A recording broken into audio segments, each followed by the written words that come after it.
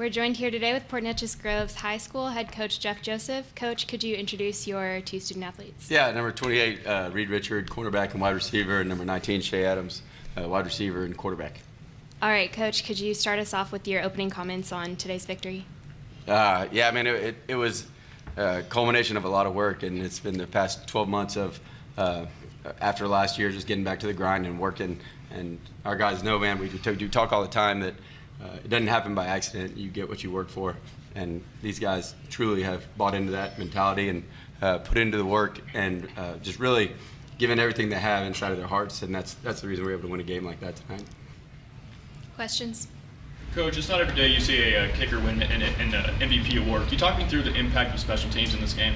Of course. I'll start this way. I wish you didn't have to kick so many field goals. We're down inside the 5 a couple times and not able to punch the ball in. And we moved the ball in the first half and had chances and ended up with 3 field goals. But the fact that we were able to go out there and snap the ball consistently, Kale Cropper and Cade Shakespeare holding and Gio able to knock down those field goals, it's huge. It means everything. And even the extra points, man, the consistency that those guys showed tonight was huge. And Coach Parsons has done a great job with our special teams of making that stuff important, and it paid off at the end of the game today. Coach, it's kind of ironic that, your kicker kicked 4 field goals, but the biggest kick in the game was that onside kick. Yeah. Just describe that onside kick if you can. Yeah, it was a call. We thought we had something going into the game, and we worked on it this week, and we repped it over and over and over and over, just making sure we got it right because we knew we had a chance on that thing. And in the moment in the game, we had talked about it, and we knew if we scored there that we were going to use the onside kick, and we called it, and our kids executed it, and there's really not a ton more you can say about it. It was a great momentum swing for us, and I think that pushed us forward to scoring that touchdown there at the end of the game. How much did that factor into kicking the field goal down 8 at that point? Did you know you were going to onside it no matter what? No, our thought process then was let's make sure we get points. And then headed into the kickoff, we'd struggled covering kicks in the first half a little bit with some of the sky kicks that we'd tried to do. So they were getting field position anyways, and the risk reward, it just weighed itself to where we had played with the short field a lot on defense throughout the night. So we went, go ahead and play for the win, and let's go attack this thing and try to make a play, and we were able to. Coach, you come from a football family. Can you talk about what it meant to share that moment with your dad on the field after winning a state? Yeah, I mean, it's awesome that he's as supportive as he is, and he's as happy as anybody that we were able to win, and that's really special. But it's more about these guys right here and getting to share that with them. And after everything we've been through for 2 years and the heart that they've showed and buying into our staff and me and giving me a chance, that was the really special part for me. Coach, could you talk about Isaiah Wynn's performance and what he's meant to this team? I know he got really close to that program rushing record. Isaiah's tough as nails. I think after tonight he probably ran for 2,000 yards on the year. And he's a fighter. He's a battler. And I'm going to be honest, I didn't know what we had in Isaiah last year, early in the year. But the more we gave him the ball, the more we realized that the guy was competitive and he was going to get it done. And he plays with a ton of heart like everybody else on our team. Shay, can you take us through that touchdown run and the feeling of getting in the end zone there? Yeah, we worked that play a couple weeks ago, and then whenever we caught it, I was supposed to jump up and over the top, but they didn't have anybody outside, so it was a unreal feeling getting to walk in the end zone right there.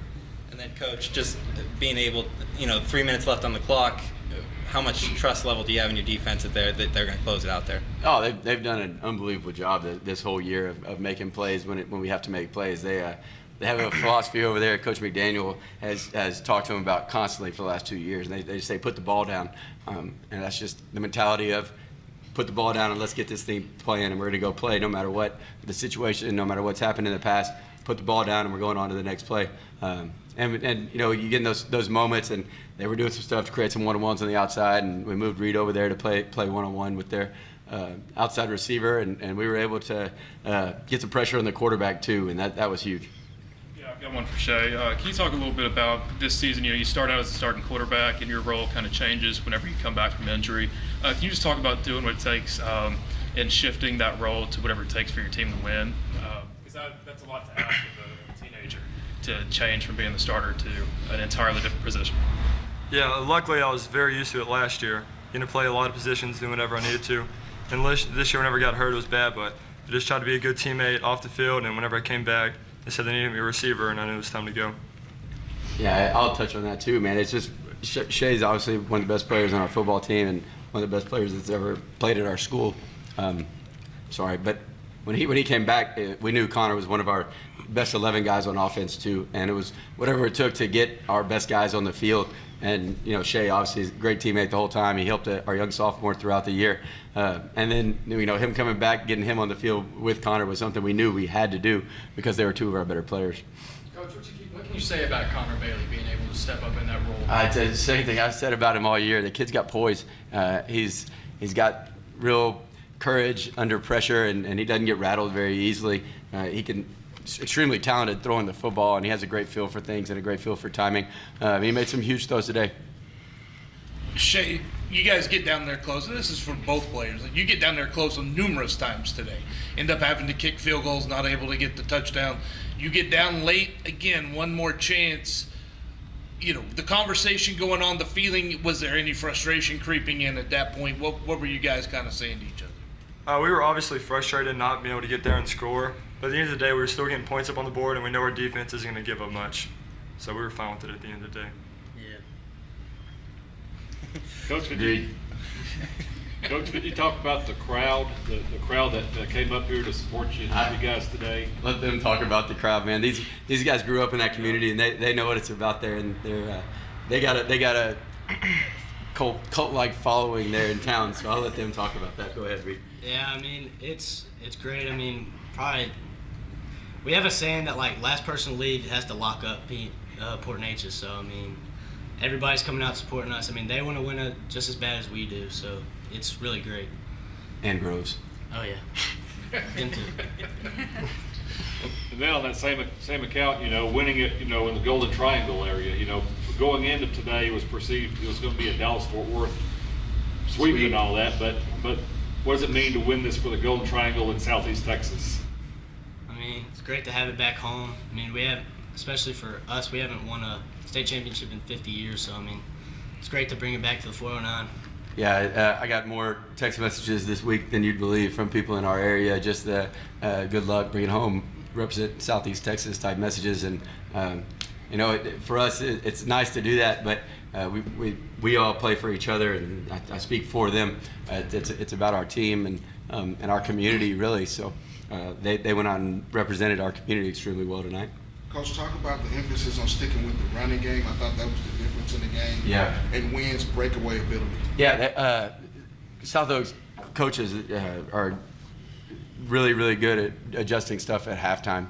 And the strength of our team and the heart of our team has been our offensive line. Those guys are really, really good football players. And we talked at halftime about, hey, they're going to do this, they're going to do that, but we're going to keep running the ball right at them, and we're going to do some stuff in the run game to keep the passing game open and keep the play action game open, and throwing some of the RPO stuff that we were able to throw, and motioning Shay in and letting him block some linebackers at times, which is a little different look than what we've had the past few weeks. And our coaches did an unbelievable job of preparing and knowing what to expect coming out after halftime, and not getting frustrated by the lack of big plays in the run game and sticking with it, and that was huge. Our coaches work as hard as anybody I've ever been around. They're tireless, and their effort's unbelievable, and the preparation is extremely thorough, and it showed up today.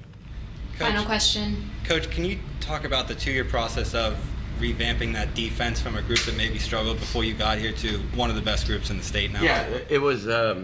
It started it's just a mentality, and it starts with our defensive coordinator, Coach McDaniel, and the way they practice over there. And it's extremely fast and aggressive and physical, and they practice that way all the time. And we went back to work in the weight room, and guys like Reed started as a sophomore on a defense that struggled a little bit, and he didn't really want to play defense, and it's one of those things where we had to convince him of it and make it cool again, really, in our town. And that's something that our team really bought into, is the toughness side of things, and the weight room has made a huge difference in who we are and what we've been able to do, and the defensive mentality, like we said, put the ball down and let's go. One more for the players. What is it like after last year watching them celebrate, you guys coming up short, and now 365 some days you're the one celebrating? What is that feeling like for you guys? Well, I mean, it was so sweet, because I mean, they're talking the whole game to us, and it's it's that much better whenever we get the chance to win. And I mean, it's great. I mean, there's not much else to say. I think, I'm not going to speak for them. I know for me, this is one of those things that you will be on a 6-hour bus ride home and get to think and reflect on what this was quite a bit. And I don't think that reality of us freaking winning the state championship and being the best team in Texas has set in yet for me. So I'm sorry, saying that out loud makes me a little emotional there, but that's one of those things I think we'll realize, and it'll set in for all of us at a later time a little more what we were able to accomplish this year, because it's truly incredible. Do you have anything to add? Scalp them. Thank you. Thank you all so much. Congratulations. Thank you. It hasn't quite set in yet. You guys are state champs for the first time since 1975. It's crazy. There's a lot of players that came before this group that I've also put in the work, and I hope they know this represents those guys as well. Our town supports us like no other. Our administrators, our principal, our superintendent, our deputy superintendent, man, they're so supportive of athletics and so supportive of our students. And it takes everybody, and our coaches and the players especially, and everybody had such a big part in able to get back to here for our community. 4th and 26, 36 seconds left. Yeah. They have the ball. Talk to me a little bit about that last play for them. Well, the week before, we had given up a Hail Mary type tip situation, and we were going to make sure that wasn't going to happen again, and we put Shea in there and London in there to go attack the football in the air and make sure we got it on the ground. And it was one of those things, they threw it underneath, and they were going to try to pitch the ball around, but our guys flew around. They played fast and played hard, and I wasn't thinking about anything besides that play at that moment. But then after we tackled the guy, it was a sigh of relief and a unbelievable, oh my gosh, this is about to happen moment for us, and it was pretty cool. I was going to say, I saw the crowd went wild in that moment. It felt like all of Mid-County right there in that moment was supporting you guys.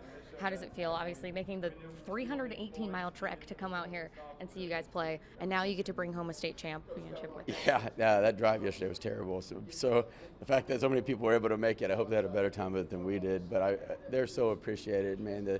You could feel their support down there on the football field, and look up in their crowd and know that those people got our back. So it's all so much of a community event and a community activity that we got it done for our community. And obviously this is all happening in your second year of coaching. Back-to-back trips to state, now coming out on top. How are we going to, I know it's a little crazy to think year 3, but how are we going to carry this forward? I'll start with, man, our administrators and the people that hired me took a chance, and you hear a lot of things in the coaching world about we're trying to hire a guy with head coaching experience, and I didn't have that, and they still hired me and gave me this shot, and the fact that we were able to do this was out of my mind, I wouldn't have ever guessed it, but the fact that they believed in me means everything, and the coaches that I was able to bring and the coaches that were here are really, really good coaches, and that shows up, and that shows up the last 2 years, and next year we'll worry about that. We'll worry about that in January, but the mentality is going to be the same. You get what you work for, and our kids know that, and they believe in that, and so we're going to go back to work next January and work on our first game as much as anything. I was going to say, though, you come from a football family. Obviously your dad is a legendary coach here in the state of Texas. He was here in attendance today. You saying that you didn't have head coaching experience, you still have that influence from him growing up. What kinds of things did you take away from him over the years to kind of play into effect in games like today? Yeah, there's no doubt.